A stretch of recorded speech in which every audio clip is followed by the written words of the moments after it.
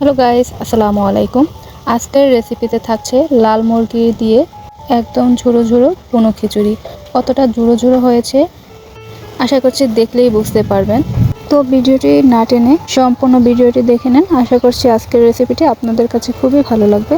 ভালো লেগে থাকলে ভিডিওটি like, comment, share and subscribe করে দিবেন। ফেসবুক পেজ থেকে দেখে থাকলে অবশ্যই পেজটিকে ফলো দিয়ে রাখবেন। তো আর বেশি কথা না বাড়িয়ে চলুন মূল রেসিপিতে চলে যাওয়া যাক। এই রেসিপিটি তৈরি করার জন্য আমি এখানে লাল মুরগির মাংস ছোট ছোট করে কেটে নিয়েছি। প্রায় 700 গ্রাম পরিমাণে মাংস নিয়েছি আর মাংসগুলোকে ভালো করে পরিষ্কার করে ধুয়ে নিয়েছি। এখানে 250 গ্রামের মতো আলু ছোট ছোট পিস পিস করে কেটে নিয়েছি। 1 কেজি পরিমাণ চাল নিয়েছি।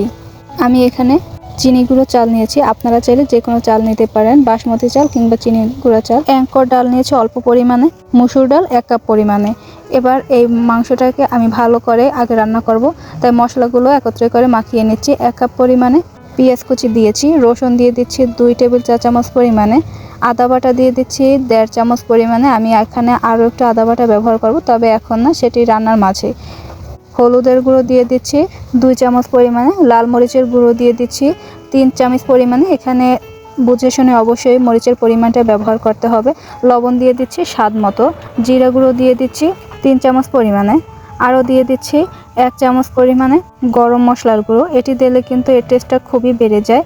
দারচিনি টুকরো দিয়ে দিচ্ছি 7 থেকে 8 পিস, 4টি দিয়ে দিচ্ছি এলাচ, গোলমরিচ দিয়ে দিচ্ছি বেশ কয়েকটি পরিমাণে, অবশ্যই বুঝে শুনে ব্যবহার করবেন। 4টি দিয়ে দিচ্ছি লবঙ্গ, আর সাদা সয়াবিন তেল দিয়ে দিচ্ছি 1 কাপের কিছুটা বেশি পরিমাণে, অল্প একটু বেশি দিতে হবে। আর এখানে অবশ্যই আপনারা বুঝে শুনে তেলের পরিমাণটা ব্যবহার করবেন, তবে আমার মনে হচ্ছে 1 কেজি চালের জন্য এতটুকু তেল দিলেই পারফেক্ট। এবার সবগুলো উপকরণ দিয়ে মশলা মাংসের সাথে মাখিয়ে নিচ্ছি।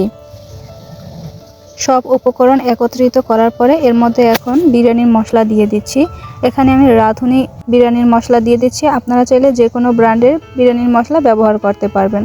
তো বিরিয়ানির মশলাটা দিয়ে আমি আবারও মাংসের সাথে ভালো করে মিশিয়ে নিচ্ছি। মিশিয়ে নেওয়া হয়ে গিয়েছে। এবার মাংসটাকে রান্না করব, তাই একটি প্রেসার কুকার নিয়েছি আর প্রেসার কুকারের মধ্যে মেখে রাখা মাংস টুকরোগুলো দিয়ে দিচ্ছি। এতে করে মাংসগুলো খুবই তাড়াতাড়ি সিদ্ধ হয়ে যাবে। 4 থেকে 5 সিটি দিলেই এগুলো পারফেক্টভাবে সিদ্ধ হবে এবং খেতেও ভালো লাগবে। 2 সিটি দিয়ে নিয়েছি। এবার কিছুটা মাংস সিদ্ধ হয়ে গিয়েছে। এবার এর মধ্যে আলু এবং আগে থেকে ভিজিয়ে রাখা ডালগুলো দিয়ে মাংসের সাথে মিশিয়ে নিচ্ছি। এখন আমি আবারও ঢাকনা দিয়ে ঢেকে রেখে দিচ্ছি আর 2টি সিটি দিয়ে এগুলোকে উঠিয়ে নেব। আমার মনে হচ্ছে যে এগুলো ঠিকঠাক মতো সিদ্ধ হয়ে গিয়েছে। এত সময় ধরে মাংস রান্না করে নিয়েছি, এবার আলাদা করে চাল রান্না করব।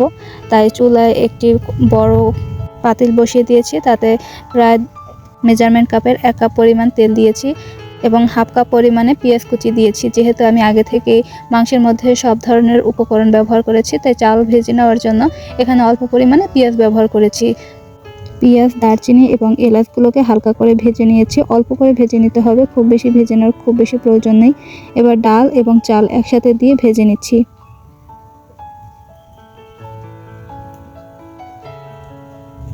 কিছু সময় ধরে ভেজে নেওয়ার পরে এরপরে এখন পানি অ্যাড করব। তাই পর্যাপ্ত পরিমাণে পানি অ্যাড করে দিয়েছি। পানির পরিমাণটা আপনাদের সুবিধার ক্ষেত্রে বলে দিচ্ছি।